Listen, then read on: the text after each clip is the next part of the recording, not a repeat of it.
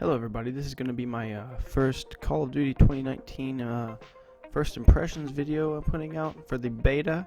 They just released this past weekend.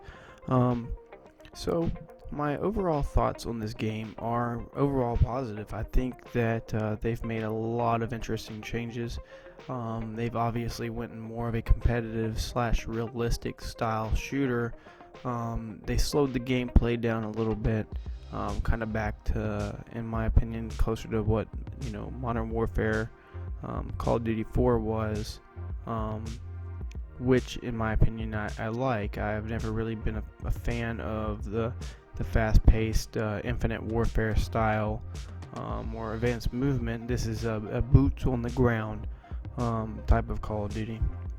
Kind of to get into what inspired me to make this video is one. I've seen a lot of negative feedback on this game, on things like the mini map or the movement feeling clunky or the maps, being campy.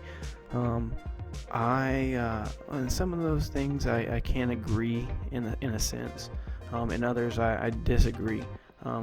For example, year after year we can constantly ask for Call of Duty to, bring us something different, bring us something boots on the ground that's got good graphics, interesting maps, or something, something different than what they've did the past year. And here, they've brought us in the beta some decent maps in my opinion. Yes, they have flaws. Sometimes they can be campy, but I think the camping is more so the player base's fault. First I want to start off with the looks, the style, and the feel of the game. I mentioned before the movement felt clunky in some people's opinion. I think that it's not clunky.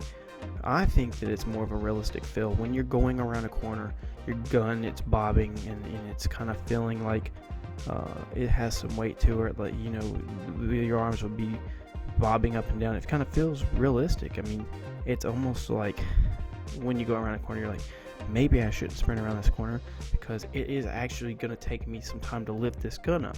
That's what it feels like. It feels like you're a Navy SEAL going around a corner. If you could be a Navy SEAL and understand what that's like, I imagine it. So, and that's kind of where I'm at with the movement animations. As far as the gun reloading, I think it's absolutely amazing. I think they've done a really good job in making each and every gun feel, simply put, badass to reload and use, and like it takes a skill, or like they've trained with that weapon for quite some time to be proficient with it. And I think that, in personal opinion, I think that's something I've always wanted. It's kind of like a dramatic value. I'm an avid shooter myself, and when you shoot a gun, it's like, yeah, you could do it a little bit quicker or something like that, but it's got that flair on it, that oof, kind of feeling. To the tactical aspect of moving around a corner, there was many times where I was playing with a group of friends, and I would literally go to a door, and if you're familiar with how military agencies will clear a room, they'll stack up on the door, throw a flashbang in the door, and then they'll proceed to go in and clear the room to their designated corners, or their patterns that they run. I wanted to do that. I really, really, really wanted to do that. It probably wouldn't work, just because it's not that realistic, but it made me feel like I wanted to do that.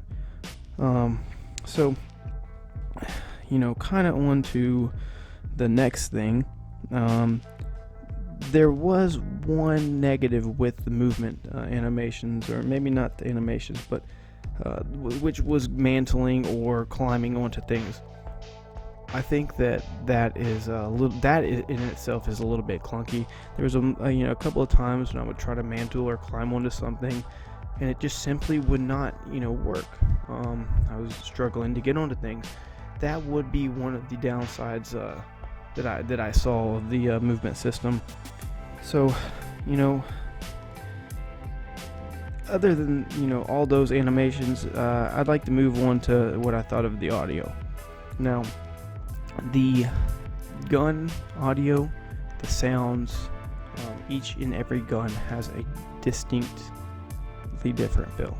The AK does not sound like the M4. The M4 does not sound like the MP5. The pistols, you can tell. Sniper rifles obviously sound much louder. When you shoot that thing, it feels like you're shooting something with authority. So, in my opinion, the audio for the guns is amazing. Where I do see some drawbacks for the audio, though, would be the footsteps. Now, this can be looked at two different ways. My biggest gripe is it's very, very, very difficult to distinguish between your teammates' footsteps and your own footsteps and the enemy's footsteps. That's realistic, but this is a video game. I want to be able to hear the enemy's footsteps more so than my teammates' footsteps. So if we could probably bring down the audio on that, I think they may have done that in the past Call of Duties. I'm not so sure, but it's just too hard to tell. I need to be able to sound more and hear the enemy so I can do better. Basically, the only other thing that the audio that I can think of is the ambient sound, and some people have mentioned that the ambient sound is too much and it's very hard and it takes away from everything else. Well, once again, ambient sound, it gives to the realism, the feel of the game. It gives life to the world, in my opinion. So I kind of want that. It's 2019. The way I look at it is, if this Call of Duty came out as the first Call of Duty and they had the technology to do this is what it would have looked like. This game is a lot different than the first Call of Duty. It's a lot different than Modern Warfare 2. It's its own monster, okay? But I think it's definitely a great Call of Duty.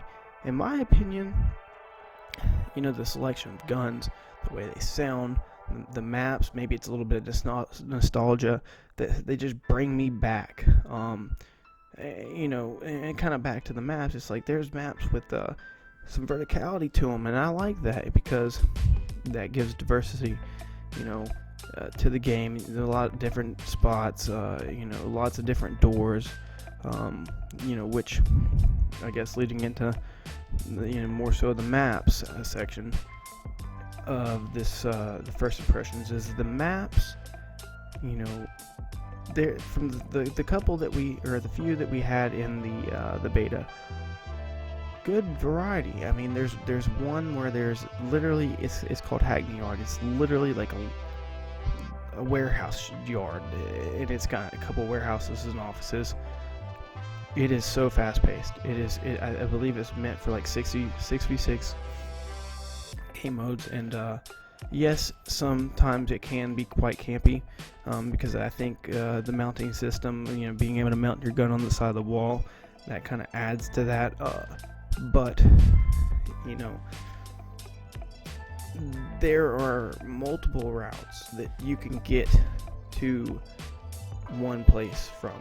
So if you're sitting in one spot mounted with your gun and this guy keeps killing you on one route, go a second route, figure out the route that is the counter to his exact spot, and you will definitely have the advantage, especially if he's mounted up.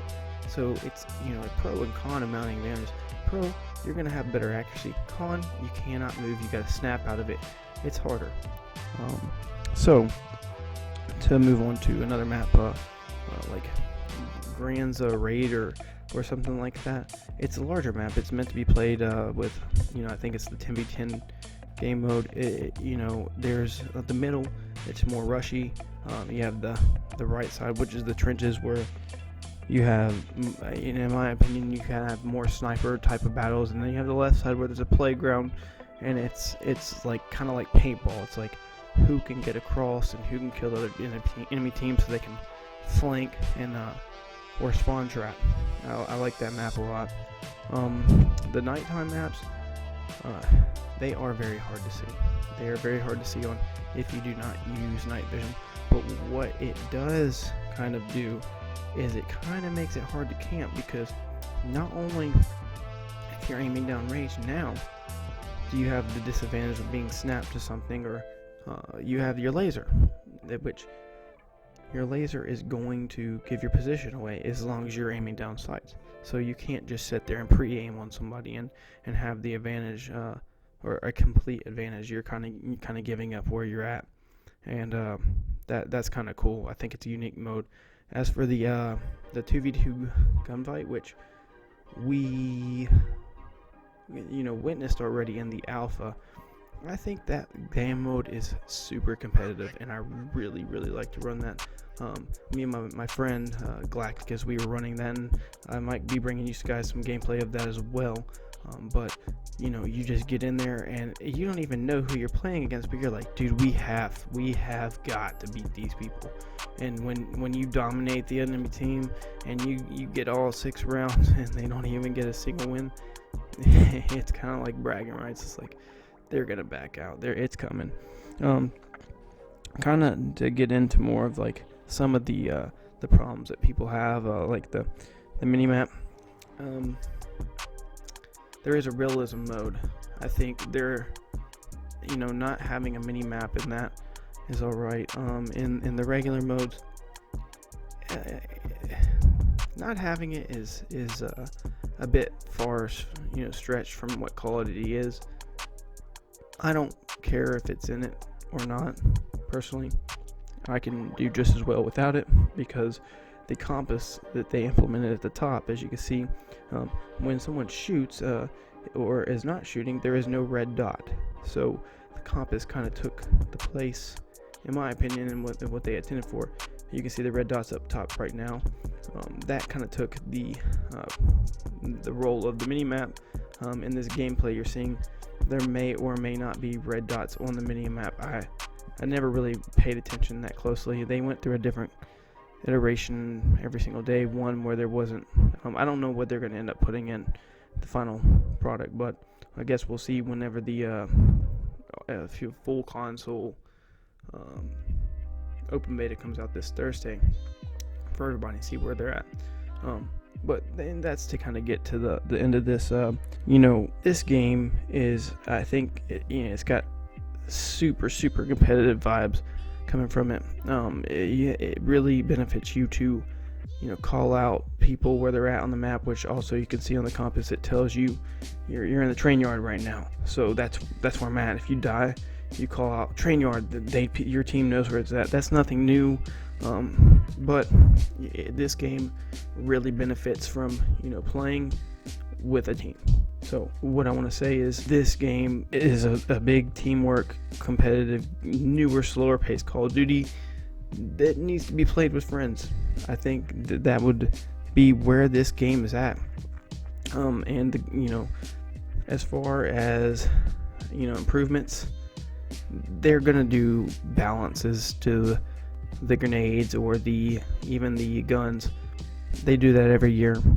Some people mention that as well. It's too early to really tell what the guns are going to be like. The game's going to come out, they're going to change those. So this has been my first thoughts on Call of Duty 2019.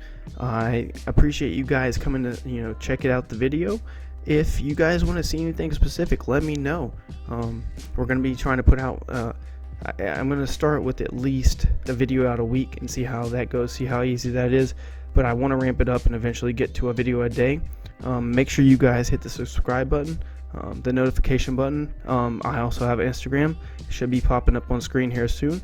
Go check that out. I stream from 8 p.m. Central Time every single night on Twitch. And check out my Twitter. Thank you so much. Yeah, good job, guys. Yeah. That's it. And that was my last one, so